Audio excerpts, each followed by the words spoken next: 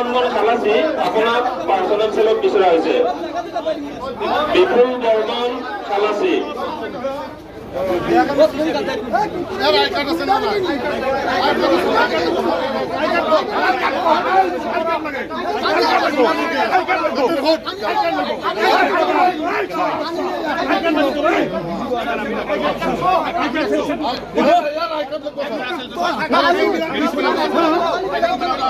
Abdul Faruk Ali accident engineer আপনার personal সেলক বিচরা হয়েছে।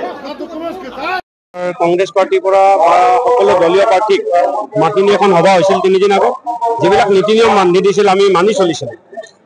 এটা ৰুমত আমাৰ আমনি গাঁও পঞ্চায়তত আমাৰ কাউন্সিলৰ জিকা পথত গৈছে, টিপ শ্বহীদ সকলো ভোট আমাৰ কেঞ্চেল কৰা হৈছে আৰু তেখেতসকলক টিপ শ্বহীদ ভোটসমূহ দিব লাগে। তেতিয়া তেখেতসকলে আমাৰ যিসকলে কাউণ্টিং এজেণ্ট আছে তেখেতসকলক হেঁচা ঠেলা কৰে। আৰু মই এজ বিং ছিনিয়ৰ দলৰ ডিষ্ট্ৰিক্ট সভাপতি হিচাপে মই যেতিয়া তাত যাওঁ, নুৰুদ্দিন আহমেদ নামৰ এজন গুণ্ডা, চন্দ্ৰবাটৰী পোহনীয়া গুণ্ডা, তেওঁ ভটপাৰাত ঘৰ, তেওঁ উপৰ্যুপৰি মোৰ উপৰি আৰু 2জন মানুহক আক্ৰমণ কৰে। মোৰ বিভিন্ন ঠাইত খুন হয়, এইবিলাক এনেকে হাতত এইবিলাক চব।